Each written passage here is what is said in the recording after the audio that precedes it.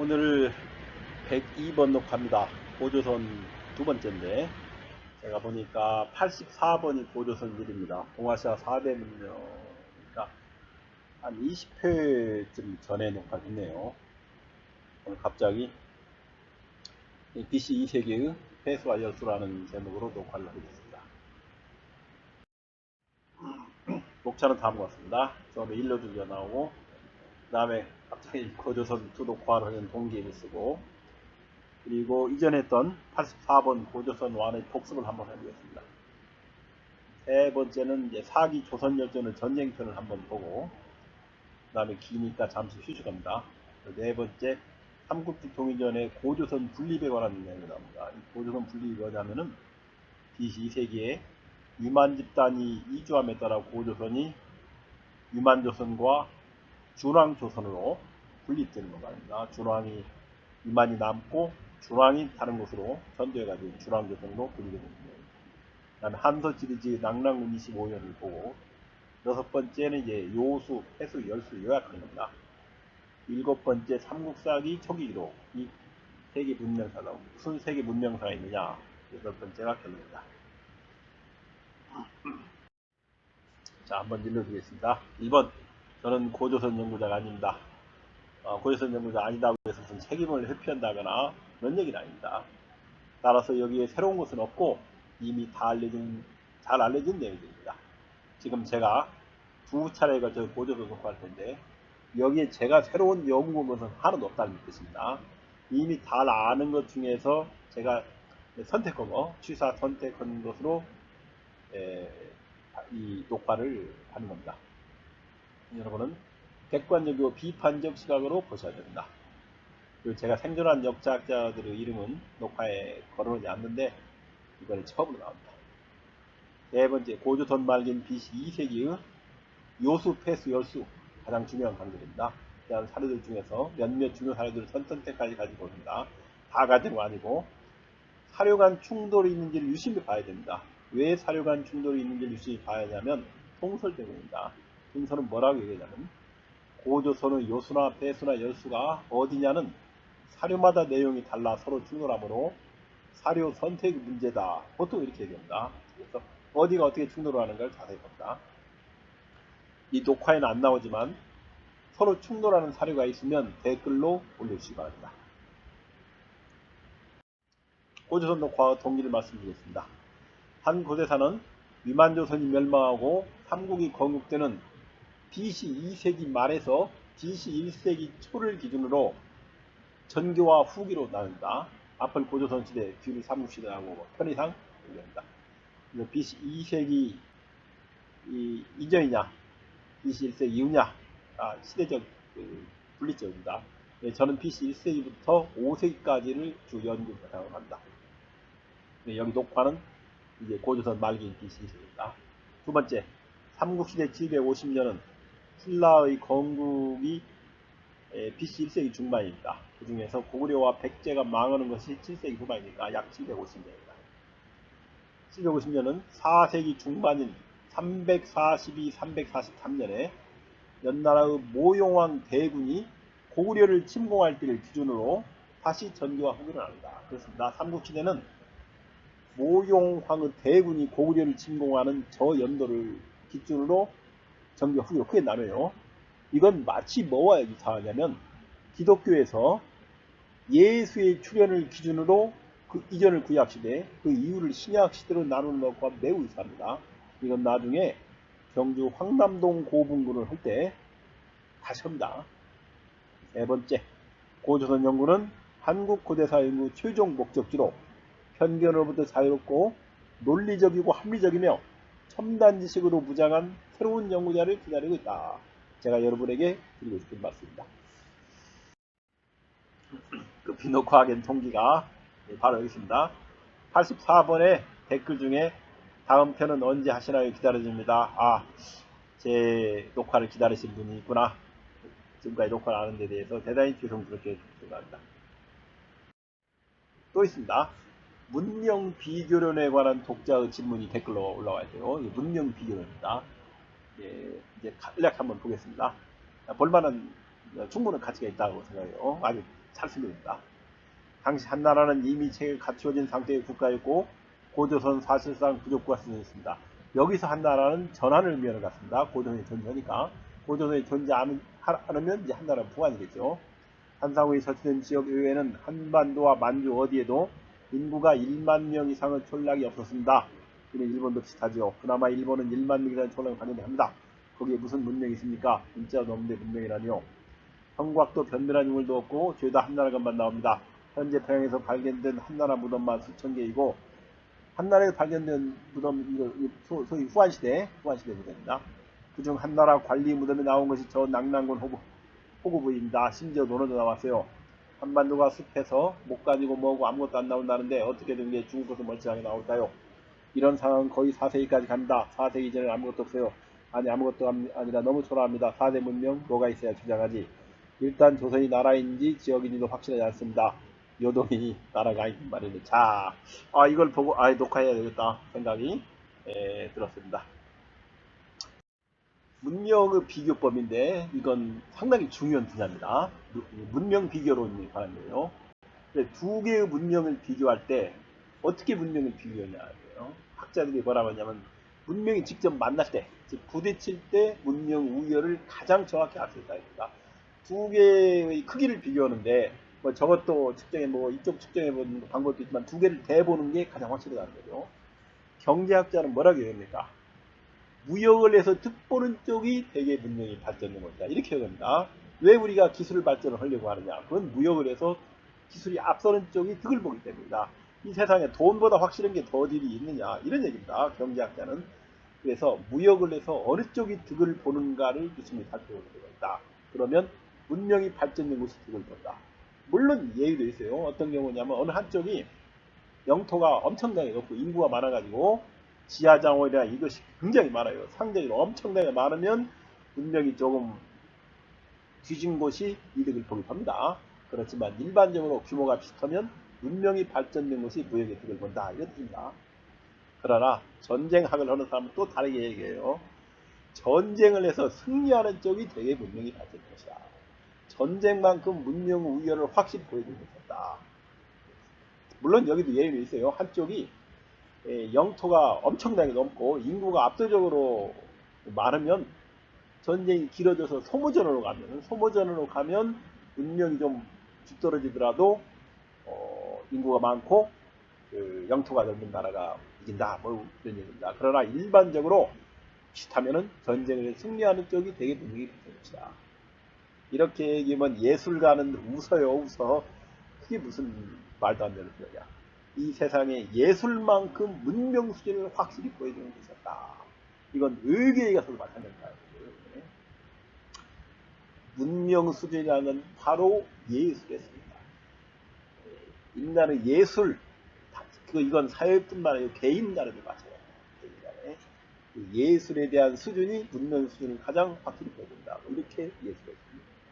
그래서 앞으로 이제 녹화하는데 뭘 봐야 되냐면 고조선과 전하는 무역에 관해 집중해야 된다. 어느 쪽이 득을 보는가 얼마만큼. 그 다음에 고조선과 전하의 전쟁에 대해 집중해야 된다. 전쟁이 어떻게 기획되는가. 물론 예술도 봐야겠죠. 볼 수 있으면. 그 다음에 중국 사료를 볼 때 동서남북 방위를 유심히 봐야 된다. 그리고 제가 이제 사기를 보고 삼국통지를 볼 건데 특히 요서라는 단어가 나올 때 어디 나오는가를 잘 보셔야 돼요.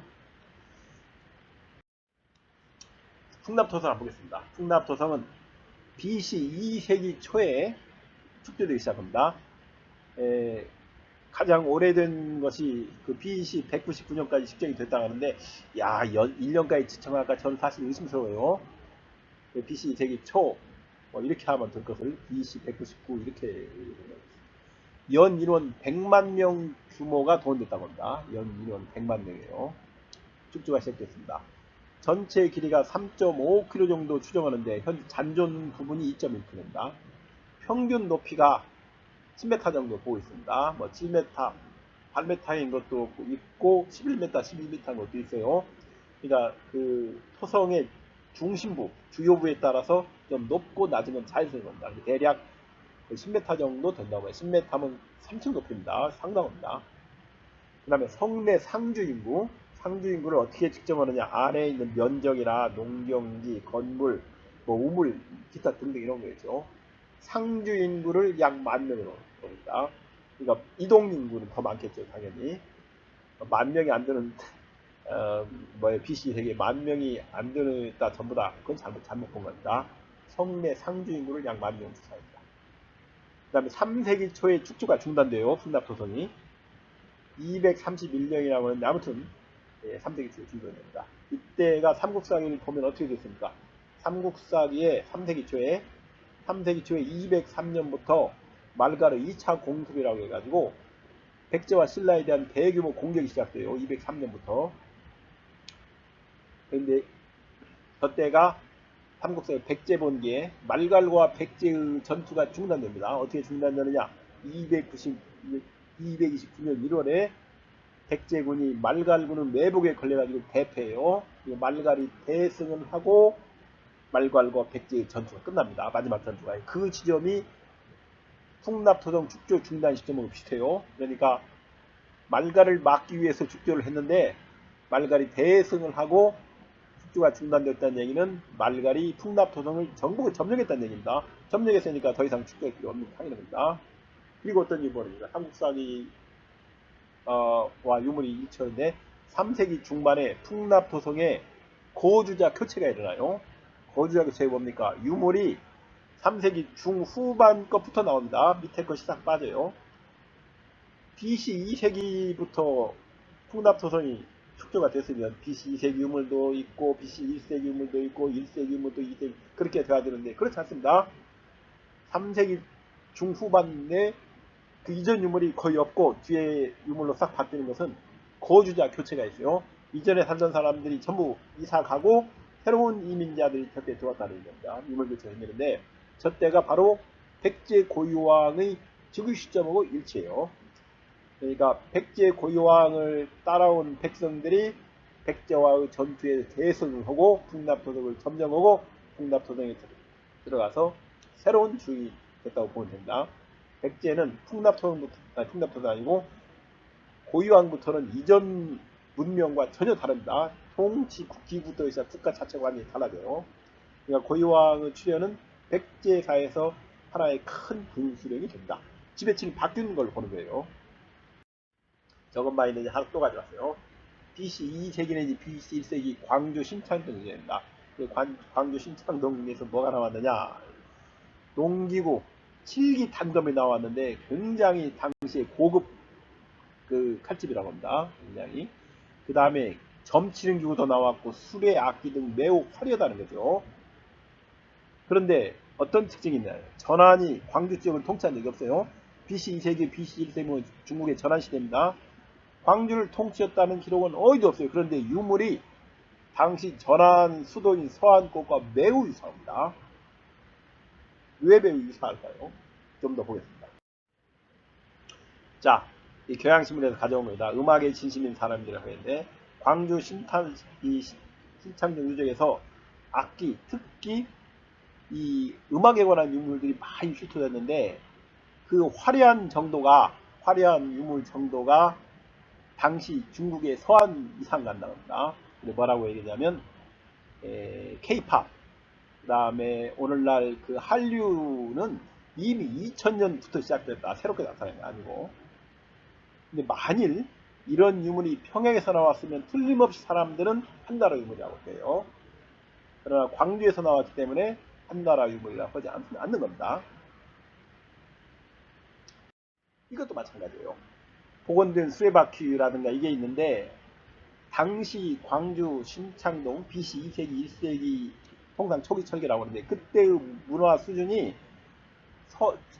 서안, 한나라, 전한 수도인 서안 및 로마와 비슷합니다. 로마 유사한 수준이에요. 이게 이 유물도 만약 평양에서 나왔으면 한나라 유물이라고 해요. 그러니까 사람이 사는데 당시 평창동에 살던 사람들 어딘가 이주해 왔겠죠. 사람들이 사는 생활 습관이나 수준이 중국의 당시 전한 수도인 서안이랑 아주 매우 유사했다는 겁니다. 건물은 안 나왔는데 이걸 사용하던 신창동 사람들은 집은 어땠을까요? 집은 아마 한나라와 유사할 거예요. 마찬가지로 뭐 특별히 달랐겠습니까? 사는 유물이 비슷한데. 무령왕릉 한 얘기 드려보겠습니다. 무령왕릉은 전축분이에요. 백제 전통 속실분이 아니라 6세기 양나라 의식입니다. 만일 무령왕릉에서 지석이 안 나왔으면 틀림없이 당시 백제를 통치하던 양나라 태수 무덤이었어요. 백제를 통치했기 때문에 백제 왕릉기에 묻혔다. 양나라 태수가 틀림없이 이렇게 얘기했을 거라고요. 당시 백제가 국제화되어 있고 세계화된 나라였고 무덤 양식에 열려있다는 생각은 않는 겁니다. 마치 무슨 얘기로 똑같냐면 제가 양복 입으면 서양 사람입니까? 제가 양옥집 살면 서양 사람입니까? 아니죠. 집이라든가 옷이라든가 이건 문화입니다. 서로 그 발전된 문화를 얼마든지 수용해서 사용할 수 있는 거예요. 당시 야 저 사람 이 양복 입었으니까 뭐 서양 사람이다 이러면 안 된다는 거죠. 마찬가지입니다. 자, 앞에 선 고조선지를 복습을 하겠습니다. 복습을 앞에 안 보신 분들 있기 때문에 복습을 하는 겁니다. 문헌사를 보는 법. 이 세상에 100% 정확한 사서가 없다. 당연한 얘기입니다. 뭐 이거 할 필요 없는데 100% 정확한 사서가 뭐 있어요. 사서가 잘 속이는 것, 잘 속이지 않는 것. 자, 뭘 속이고 뭘 잘 속이지 않냐면은 잘 속이는 건 뭐냐면 정치적인 걸 잘 속여요. 사서를 쓴다는 건 어떤 정치적인 목적과 관계가 있기 때문입니다. 전쟁은 존재 유무. 대표하면 안 써요. 승리하는 건 크게 붓습니다. 조금 이긴 건 크게 이긴 걸 쓰고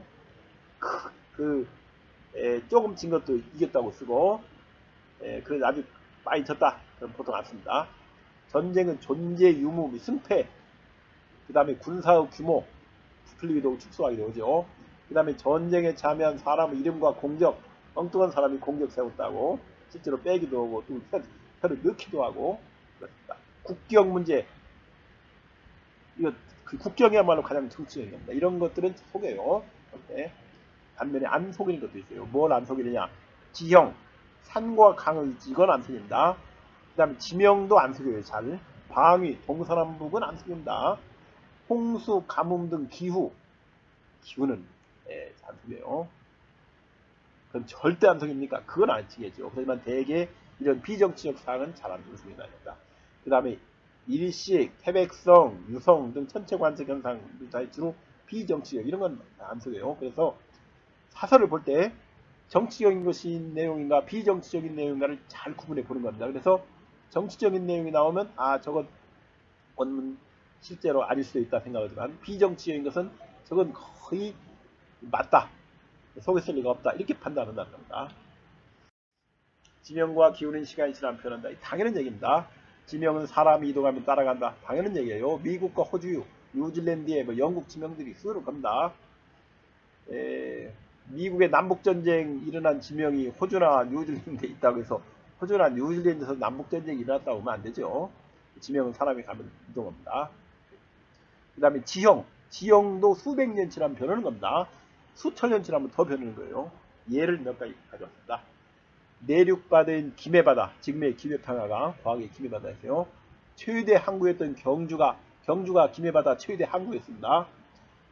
왜 신라가 경주에 도읍했습니까? 당시는 경주가 김해바다 최고의 항구로 가장 큰 전략 요충이었어요.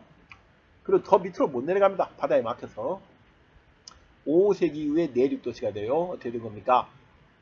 계속 퇴적이 돼가지고 주변에 흙이 쌓여가지고 김해바다가 김해평야가 됩니다.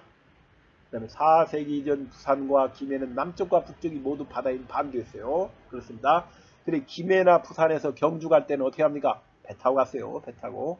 김해에서는 배 타고 가거나 빙 돌아서 내리고 가거나 부산에도 배 타고 가거나 울산 쪽으로 빙 돌아서 가거나 그랬습니다. 그 다음에 지금 요하구인 요택 이 요하구의 그 늪지를 요택이라고 하는데 고조선시대는 얘가 바다에 있어요. 그러니까 우리가 천년전 사설을 볼 때는 천년전 지형을 가지고 봐야지 지금의 지형을 보면 안 됩니다. 2000년 전 사설을 볼 때는 2000년 전 지형을 가지고 봐야지 지금의 사설을 가지고 지도를 가지고 보면 안 되는 겁니다. 너무나 당연한 얘기예요. 이것만 바뀌냐? 기후도 바뀌어요. 기후는 수백 년이 지나면 변한다. 3, 4세기 이전 동북아는 지금보다 따뜻하다. 태풍과 홍수가 발생하는 시기가 지금보다 한 달 이상 빨랐어요. 3, 4세기 이전에는. 그러면 삼국사기도 그래야 됩니다. 3, 4세기 이전에는 태풍이나 홍수가 그 이후보다 한 달 정도 빨리 기록이 돼야 돼요. 실제로 보면 그렇습니다. 그 다음 3, 4세기 후 한랭어가 유목민족을 비롯한 여러 민족은 남한을 불렀어요. 그래가지고 3, 4세기 이후에 북방민족이 대거 이동하면서 중국 같은 5, 16국 시대, 그 다음에 유럽은 훈족의 침입, 이동 이런 일이 벌어집니다. 사말로초의 고구려가 백제를 공격하고 5세기에 백제가 한성에서 웅진으로 남아한 이유도 기후사적으로 해석합니다.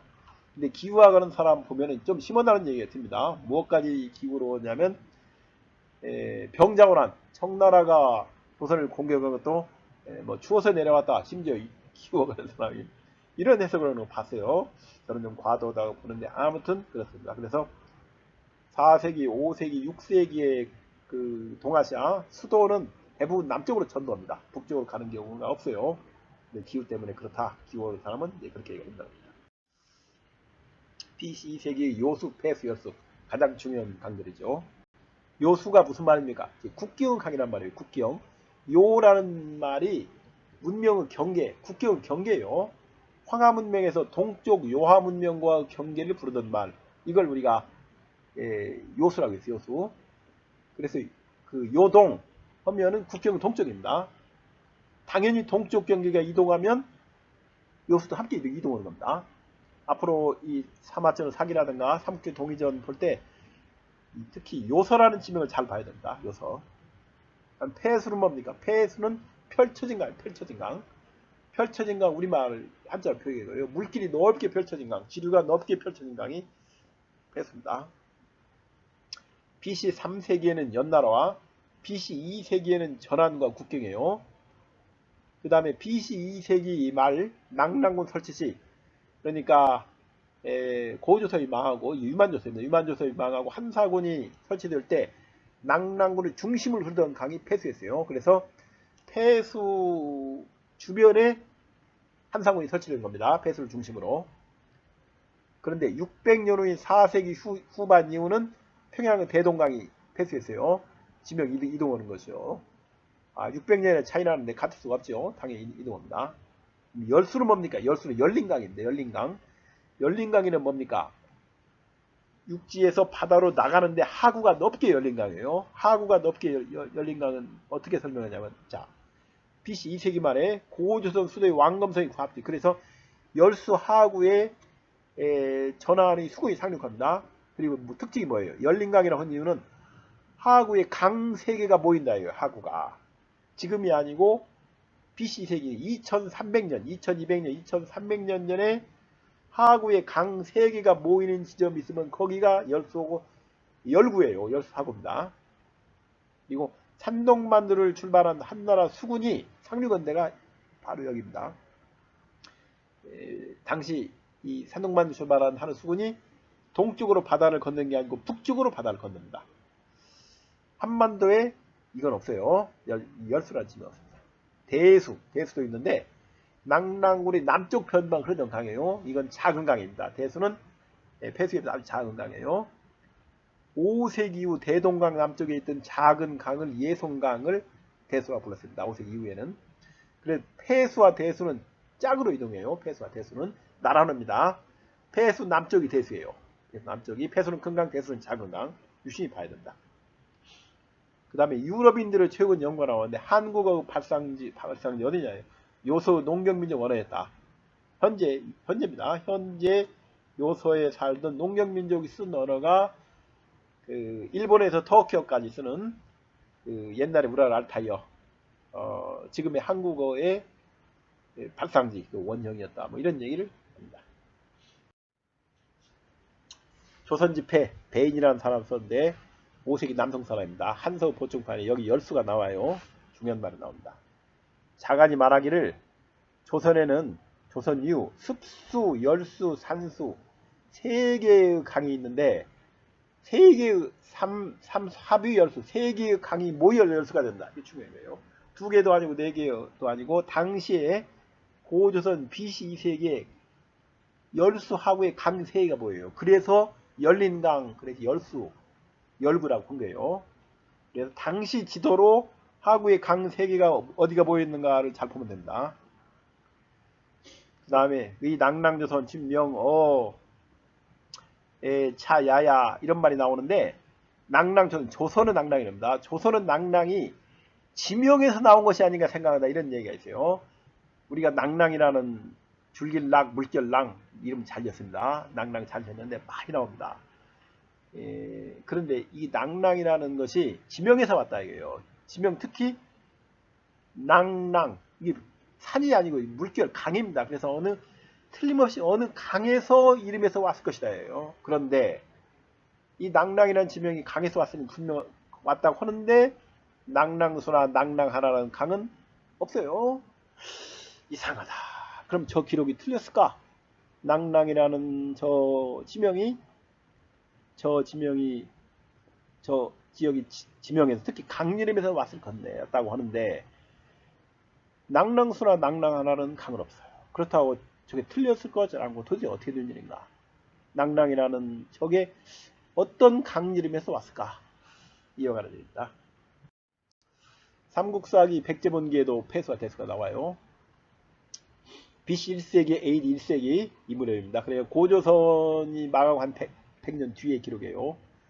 고구려를 탈출하고 남하하며 말갈에게 추격당한 백제인들이 건국시에 남쪽으로 패수와 대수를 건넜어요. 남쪽은 북쪽 아니고 동쪽도 아닙니다. 무슨 말이냐면 고구려, 패수, 대수, 백제 건국지가 북에서 남으로 위치합니다. 맨 위에가 고구려, 그 밑에가 패수고 그 밑에가 대수고 그 밑에가 백제 건국지예요. 다음 두 번째, BC 1세기 후반 백제 건국이 동쪽에 낭랑군이 있어요. 낭랑대수가. 그래서 백제가 건국할 때 동쪽에 낭랑대수에 낭랑군이 있어가지고 충돌을 합니다. 그래 근데 당시 백제는 세력이 약했고 낭랑군은 세력이 강해가지고 결국 천도게 돼요.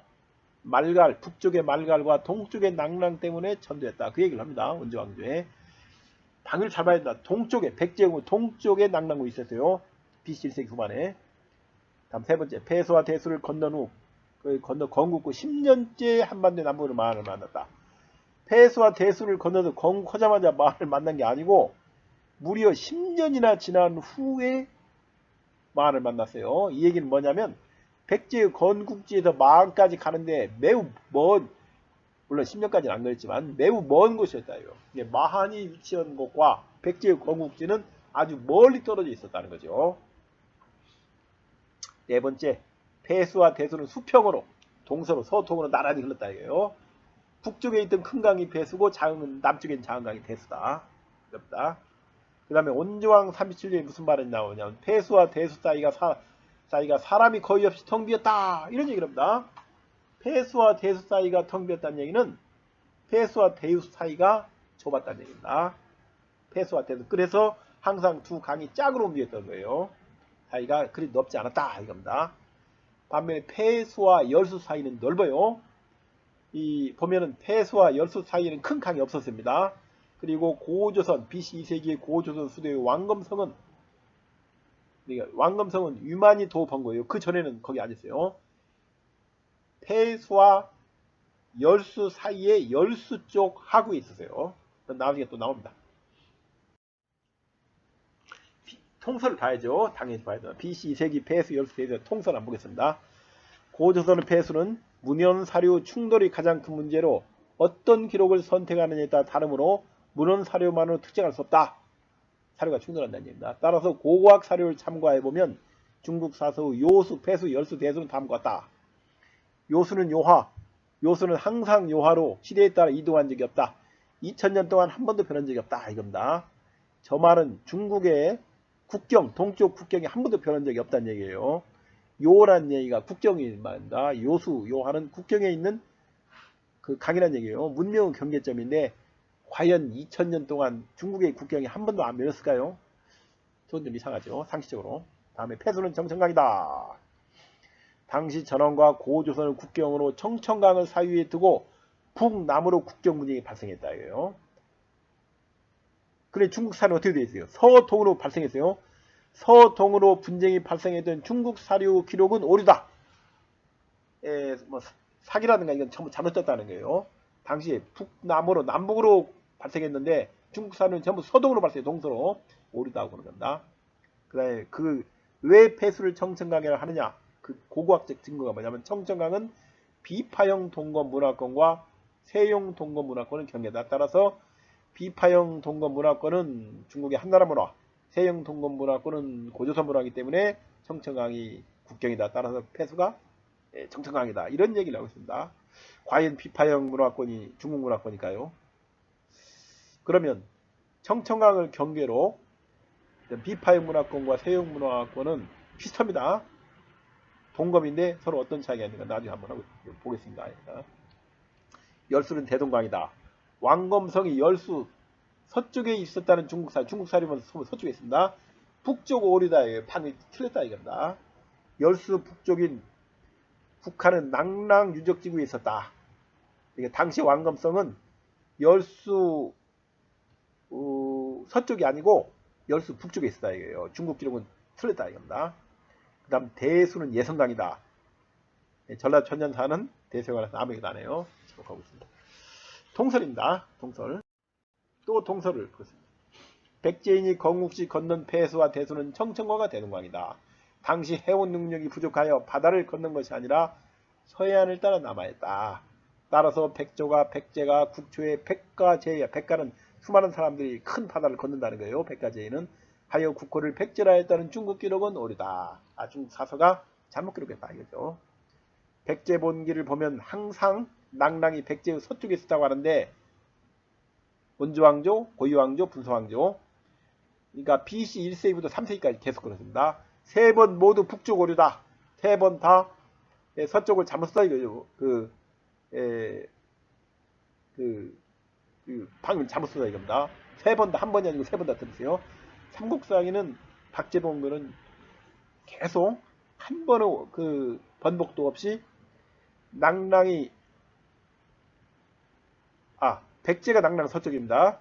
제가 잘못 썼습니다. 백제본기는 항상 낭랑이 백제의 동쪽에 있었다고 하는데 온조왕, 고유왕, 분서왕 세 번 모두 북쪽 오류다. 삼국사에 다 틀렸다는 얘기입니다. 1세기 초의 청천강과 대동강 사이는 한반도에서 인구가 가장 많고 고고학적으로도 많은 낭랑률이 발견된 지역으로 그렇습니다. 청천강과 대동강 사이가 가장 많이 무림을 발견돼요. 온조왕 37년에 폐수와 대수가 텅 비었다는 기록 오류다. 온조왕조를 보면 폐수와 대수지가 사람이 없어 텅 비었다는 건데 고고학적으로 보면 청천강과 대동강 사이는 엄청난 인물이 나온다. 삼국사기 잘못됐다 이겁니다. 삼국사기 초기 기록이 오류다 이거죠.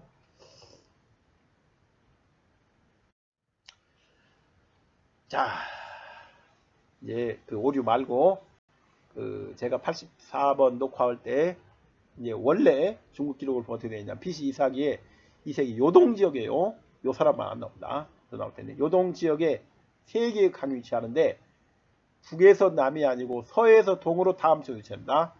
이쪽이 오른쪽이 동쪽, 왼쪽이 서쪽이에요. 서쪽부터 요수, 폐수, 열수가 이렇게 있어요. 서쪽에 동쪽으로. 그리고 왕검성은 열수 바로 서쪽에 있습니다. 열수 서쪽에 왕검성이 위치해 있어요. 중국 기록은 이렇게 되어 있습니다. 그러니까 남북으로 배치되어 있는 게 아니라 동서로 배치되어 있어요. 이 3대 강이. 자, 사기 조선 열전을 한번 읽어봅시다. 이 유명한 기록이라 아마 여러분 다 봤을 거예요. 자, 제가 한번 읽어보겠습니다. 요소가 어디 몇 번 나오는지 잘 살펴봅니다. 사기는 굉장히 권위 있는 기록입니다. 아무튼 뭐 인간이 쓰니까 완전할 수는 없지만 한번 보겠습니다. 일본 조선왕 마는 원래 연나라 사람이다. 당초는 전성기 때 진번과 조선을 공격하여 복속시키고 관리를 두어 국경의 성과 요새를 쌓았다. 진이 열을 멸망시키고 요동 바깥에 자 나옵니다. 요동이란 말이 나와요. 바깥 경성시켰다. 한이 일어나자 그곳이 멀어 지키기가 어려워 다시 요동의 옛 요새를 수리하고 폐수로 경계를 정하고 연회통시켰다. 무슨 뜻입니까? 폐수는 요동 가까이 있었어요. 그런데 언제 폐수가 국경이 됐냐면 전환시대에 됐다는 얘기예요. BC 2세기에 그때 유만이 왔을 때 전환 고조선 경계가 폐수했다는 얘기예요. 그러면 그저 이전 BC 3세기, BC 4세기, BC 5세기에 춘추 전국시대의 연나라와 고조선의 국경은 어디였느냐? 그건 폐수가 아니란 겁니다. 그 폐수 그러니까 그 전에 국경은 아마 더 서쪽에 있다고 보는 게 타당합니다. 서쪽에. 아무튼 이 폐수가 국경이 된 것은 전환시대에 있다는 거죠. BC 4세기 후반에 4세기입니다. 연나라의 침략이 있어 유명한 진계 지위입니다. 동쪽으로 2000이 쳐들어왔다고 했어요. 그러면 이때 고조선의 중심이 동쪽으로 이동했을 가능성이 많습니다. 더 안전한 곳으로 이동했을 가능성이 높아요. 연왕 노관이 배반하여 흉노로 들어가자 유만도 망명하였다. 많은 무리 1000여 명을 모아 상투를 들고 오랑캐 목장을 하고 동쪽으로 도망가요. 자, 연나라에서 어디로 도망갔습니까? 동서남북에 동쪽으로 도망갔어요. 폐수를 건너 당시 국정이 폐수였어요.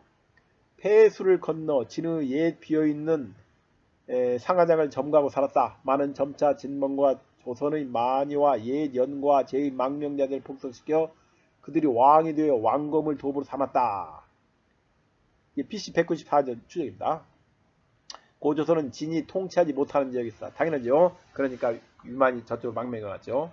그 이유도 여기 나옵니다. 왕검성은 BC 194년에 고조선 수도가 되었고 BC 108년 전환에 함락되었으면 거의 1세기 동안 약 100년 동안 고조선 수도였다. 그러면 그 이전 BC 2세기에 여기가 수도였으면 BC 3세기 4세기는 어디냐 이거죠. 왕검성보다 서쪽에 있을 가능성이 큽니다. 그래서 제가 이거 써봤어요. 고조선은 서쪽에 있을 가능성이 크다. 마침 효의 고우 때를 맞이하여 천하가 비로소 안정을 찾자 요동태수입니다. 요소태수가 아닙니다. 곧 만을 요유신으로 삼아 요새밖의 오랑캐를 지키고 변경을 침범하지 말 것이며 오랑캐 군장들이 들어와 천자를 만나고자 할 때 금지하지 않겠다 약속했다. 왜 그러냐 여기 그런 얘기입니다. 오랑캐들이 한나라에 가려면은 유만의 국가, 유만조선을 통과해야 된다는 얘기예요. 길목에 있어요. 그런데 유만이 그 경계를 지키고 중개 무역을 이익을 독차지하는 겁니다. 자기 마음대로 하는 거예요. 그런 얘기입니다. 천자도 이를도 권하겠다. 이로써 많은 군대 위세와 재물을 얻어 가까운 작은 읍들을 침략하여 항복시키니 진멍과 임둔이 모두 와서 복수하여 그 땅에 사고. 그러니까 유만이 통치하던 유만 조선은 그 오랑캐들로부터 그 동북아 여러 국가들이 한나라로 들어가는 입구에 있어요. 입구에 있어가지고 중간에 중개 무역으로 흑자를 봐서 무역으로 큰 이익을 봐가지고 재물을 많이 부자나라 됐다는 얘기입니다. 경제력이 강해지니까 어떻습니까? 경제력이 커지니까 주변을 다 복속시키는 거죠. 이런 얘기입니다. 해설. 요소는 나오지 않고 요동만 나오는. 지금까지 요소 나왔으니 한 번도 안 나와요. 오랑캐란 흉노, 동호, 몽골적입니다. 준왕조선. 자, 준왕조선이 이제 나올 텐데 준왕이 어디로 도망갔냐 이거죠. 어디로 이동했느냐. 왜 대동강으로 보는가 또 나오겠습니다. 지난번 대동강. 그 다음에 진국이 있었어요. 요동제 진국은 뭐냐면 추출 전국지대 북중부에서 대거 이주한 사람들이 만든 나라인데 나중에 진국인들이 남하에서 진한 변환을 주로 구성하게 돼요. 어디에 있었냐? 요동에 있었습니다. 유만조선 동쪽인데 그 다음에 부여 만주 북부에 있었어요. 저기 요하 북쪽에 유만조선은 이들 국가에서 북경으로 들어가는 관문에 위치하였다. 이건 뭐하고 똑같냐면 유만조선은 고대 그리스에서 흑해와 지중해의 연결 지점을 장악하고 무역 이익을 독점하던 트로이 같은 역할이다. 트로이가 흑해와 지중해의 중간에 딱 요충지에 있었어요. 그래가지고 그리스 여러 소국과 흑해 변한 여러 소국들 사이에 무역을 중개 무역을 독점했어요. 자기들이 거치니까. 그래서 트로이만 부자가 됐습니다. 당시에 그와 비슷해요. 아들을 거쳐 손자 우고에 이르러 유입된 한나라 망명이 점점 많아졌고 또 들어와 천자를 만나지도 않았다. 진번 주변의 여러 나라들이 글을 올릴 손자를 만나고 가로막고 한다. 무슨 얘기냐? 무역로를 유만이 쥐고 있었다는 겁니다. 유만조선이. 그런 얘기예요. 이것이 결국 고조선과 유만조선과 한나라의 전쟁 원인이에요. 이게 경제전쟁이었다는 거예요. 경제전쟁. 해설. 유만조선은 동북아시아에서 북경은 관문에 있지 유만조선이 중개무역을 독점하여 혼자만 부자 된 거예요. 전쟁 원인이 됩니다. 그래서 그 전하는 유만조선 침략을 우리가 뭐라고 하냐면 아시아의 트로이 전쟁이라고 합니다. 트로이 전쟁. 전한이 그리스 소국 연합과 똑같고 유만조선이 트로이와 비슷해요. 그래서 원인이 비슷한 경제 전쟁이었다. 당시 전쟁이 일어났을 때 트로이를 안 도와줍니다. 안 도와줘요. 트로이가 고립 상태에 있는데 마찬가지예요. 유만조선이 한나라 무제의 공격을 받을 때 주변에 부여도 있었고 진국도 있었고 준왕조선도 있었고 뭐 등등 있었는데 안 도와줍니다. 그러니까 유만조선이 자기들만 잘 사는 거예요. 당시에. 전쟁의 근본 원인 전하는 무역로 확보예요. 고조선은 여기 유만조선입니다. 앞으로 요소는 전부 유만조선이에요. 요동에서 전환으로 들어가면 반드시 거쳐야 하는 길목에 있었다. 요소에서 전환으로 안 들어가고 여기 보면 전부 요동에서 전환으로 들어갑니다. 그러면 요소는 어디 있을까요? 뒤에 나오는데 이걸 보면은 요서와 요동을 지금의 요서와 요동을 전부 다 요동이라고 불렀어요. 요동이라고. 그러니까 요동이란 국경 밖이라는 얘기입니다. 문명 밖에요. 자기들이 통치하지 않는데 문명 밖에를 동서로 나눌 필요가 있습니까? 요동, 요동 안 나누죠. 나중에 요서를 점거한 다음에 그때 요동과 요서를 다시 나눈다. 그래서 그때부터는 지금의 그 요동이 요동이고 요서가 요서가 돼요. 이거 보면 요서는 안 나옵니다. 그러니까 요동과 요서 둘 다 요동으로 그 당시는 요동했다는 얘기입니다. 그러면 이제 요수가 어딘가를 생각할 수 있어요.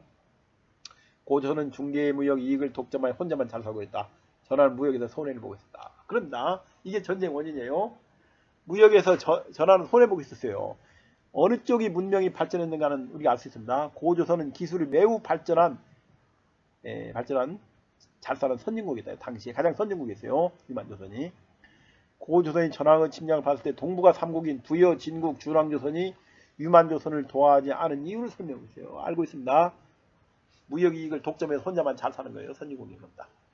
마치 흑해와 지중해 사이를 장악하고 무역이익을 독점하던 트로이의 수하다. 트로이 전쟁 원인 그리스 소국 연합은 전환에 나오고 트로이를 고조했다. 이런 무역로 확보 때문에 전쟁이 일어납니까? 또 일어납니다. 246년 대방군 기령전 투도 245년의 위의 고려 침공이 실패하여 이전에 국제 자유무역학 역할을 하던 대동강은 낙랑국에 더 이상 갈 수 없게 발생했다는다. 그러니까 그전에는 고구려가 봐줬어요. 그리고 대동강은 낙랑국에 우리나라 상인이나 자유롭게 와 있는데 전쟁 이후에 어떻게 합니까? 모두 막아버려요. 그러니까 대동강은 낙랑국 역할을 대신할 수 있는 자유무역 강을 할 수 있는 자유무역 기지를 이제 목지구하고 협상을 합니다. 목지구는 백제예요.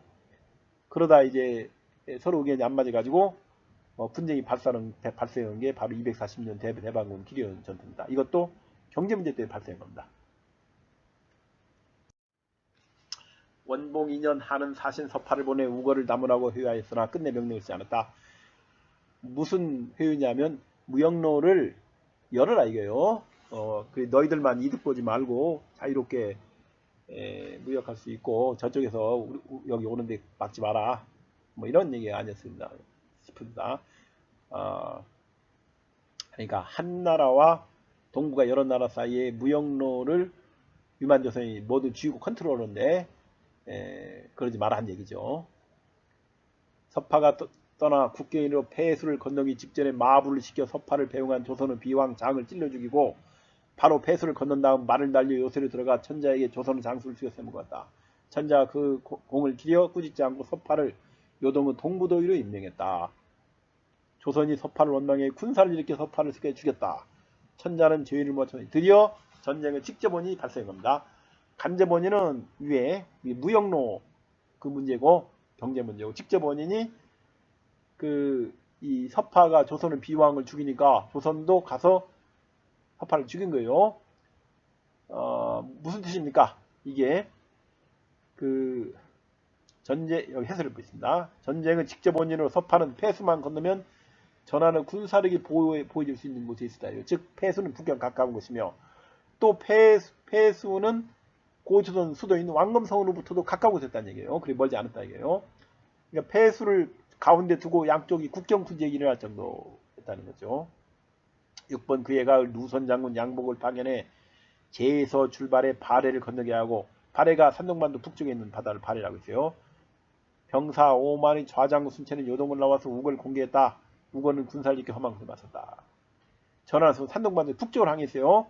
만약에 황해를 건넜다 또는 그 동해를 건넜다 쓰겠죠. 만약에 한반도 쪽으로 동쪽으로 향했으면 그러냐고.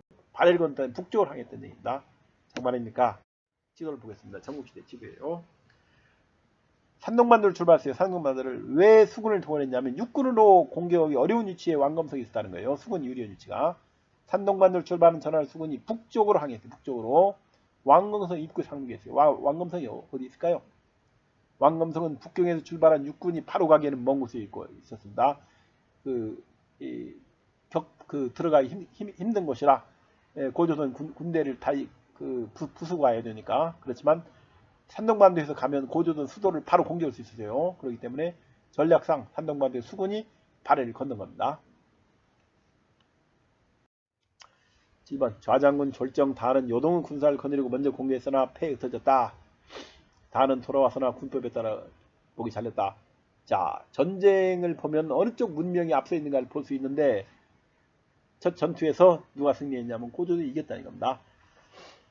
다음 누선 장군은 제나라 군사 7천여 명을 이끌고 먼저 왕검에 내다 우거가 성을 지키고 있다가 누선의 군사가 적음을 염탐하는 즉시 성을 나와 누선을 공격하니 누선의 군사들은 폐하에 흩어져 달아났다. 누선 장군 양복은 자신의 무리를 잃고 산속에 10여일 숨어있다가 점차 흩어진 군사들을 찾아 숲까지 다시 모았다. 전쟁 사하는 사람은 뭐라고 얘기합니까? 전쟁만큼 문명의 우열을 확실하게 보여주는 것은 없다. 이렇게 얘기합니다. 두 나라가 아주 영토가 차이가 많이 나거나 아주 인구가 한 10배 차이가 많은지 경우는 문명이 좀 부족해도 승리할 수 있지만 두 나라 국가 규모가 비슷하면은 문명이 앞선 쪽이 이긴다. 한 나라가 고조선보다 한 10배는 넓었을 거예요. 면적도 인구도 10배는 많고. 그런데 어떻습니까? 그렇게 많음에 불구하고 연패하는 거예요. 8번 좌장군 순천입니다. 조선의 폐수 서쪽은 대선. 자, 폐수 서쪽에 북쪽에 남쪽이 아닙니다. 돌파하여 전진할 수 없었다. 천자가 두 장군을 유리할 것이 없다고 여기고는 바로 사신인 위산에게 군사적 위력으로 우거를 타르게 하였다. 우거가 사신을 보고 머리를 조아리며 항복을 논했으나 두 장군이 속임수로 신축해 두었습니다. 지금 믿을 수 있는 부절을 보았으니 항복에 정합니다 하고 사주했다. 그리고는 태자를 본 사주 한편 마오천비를 바치고 아울러 군장을 지고 했다. 이러 하기로 했다는 겁니다. 약속을 안 지켰어요. 이게 무슨 얘기냐면 폐수와 열수 사이에는 큰 강이 없었고 유만조선 수도인 왕검성은 폐수와 열수 사이에 열수하고 있었어요. 그러니까 그 강원 작전을 동시에 취하는 겁니다. 자, BC 2세기 요동과 한 지도를 하겠습니다. 요때 봤더니 당시에 지도가 이렇게 되겠어요. 당시에 이와 같이 생겼었다.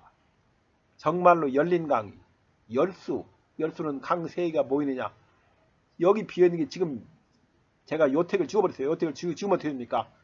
강 3개가 모이게 돼요. 강 3개, 그 말이 맞다 이겁니다. 아, 맞구나.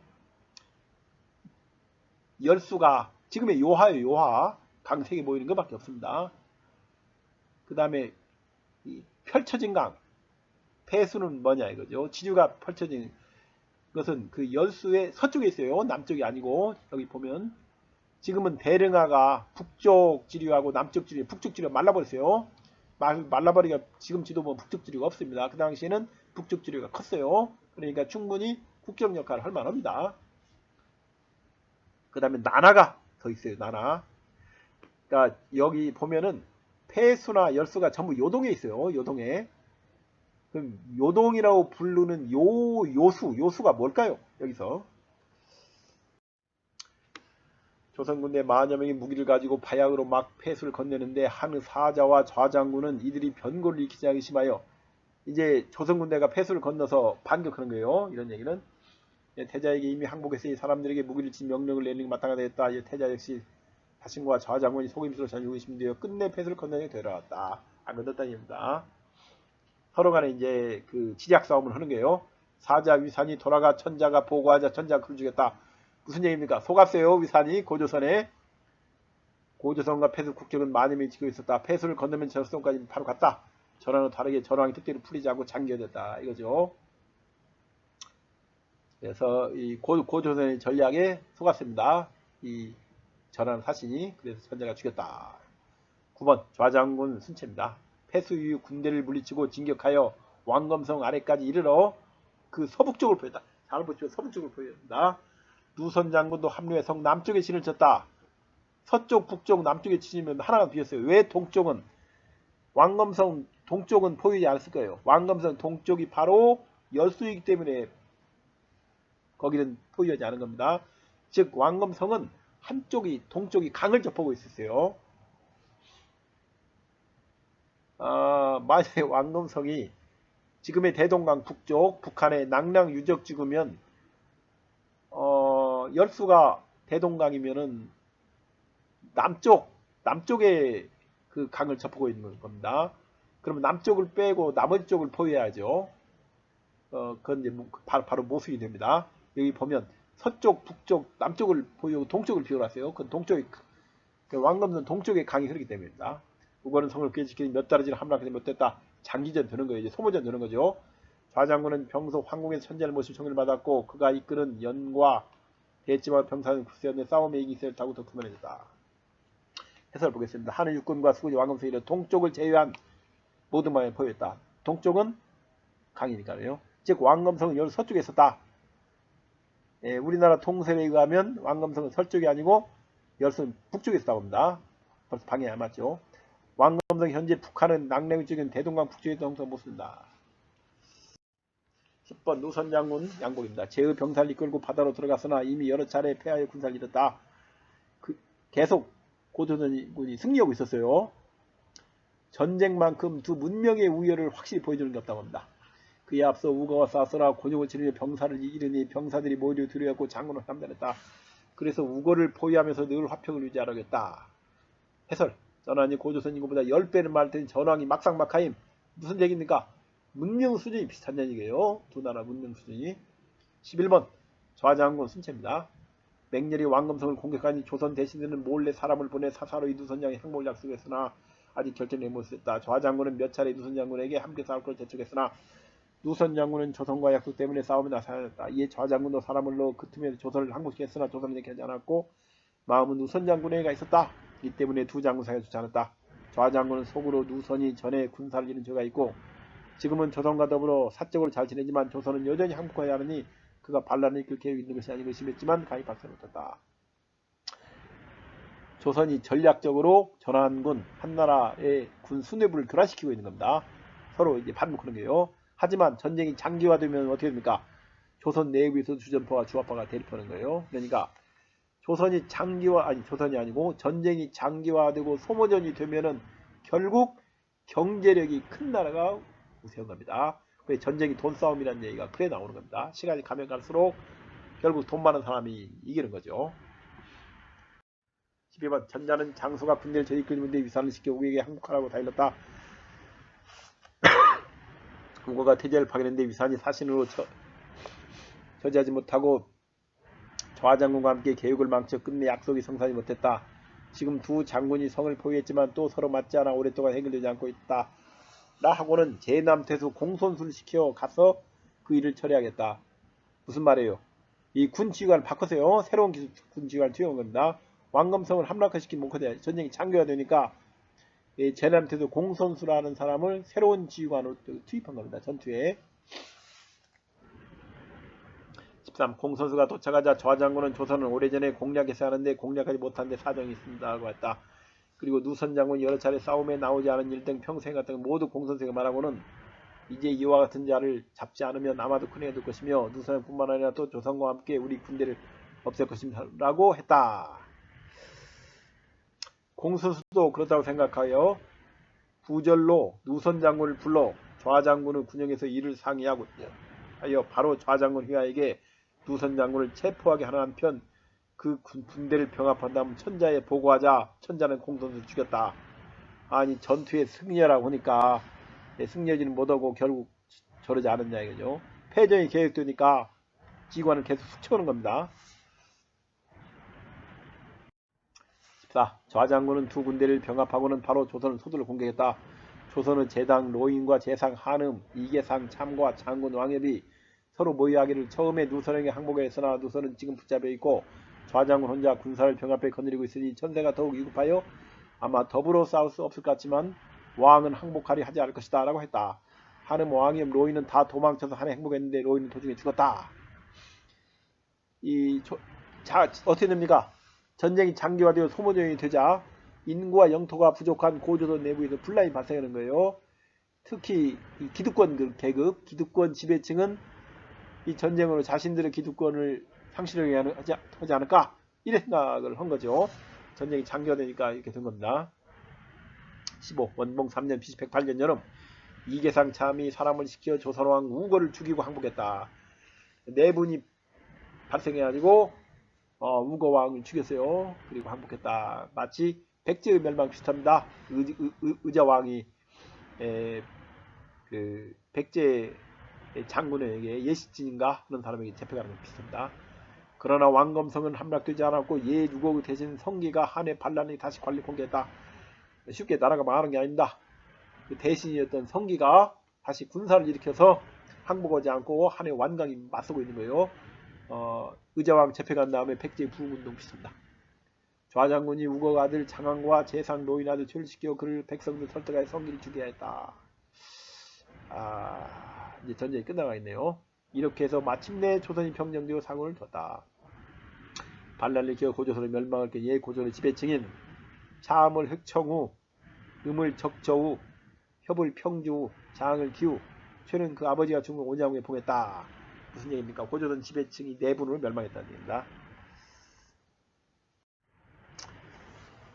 좌장군은 불려와서 공을 다투어 서로 질투하고 계책을 어긋나게 했다는 죄를 받아 기시 처형됐어요. 전쟁에 승리한 장군이 처형됐습니다. 누선 장군은 군대가 열구에 있을 때 좌장군을 기다리려 했으나 자신이 멋대로 먼저 공격하다가 군사를 많이 잃은 죄로 죽는 것이 마땅하나 돈으로 속죄하고 서인이 되었다. 이게 무슨 뜻입니까? 누선 장군 양복은 부자였으나 좌장군 순체는 가난한 사람이었다.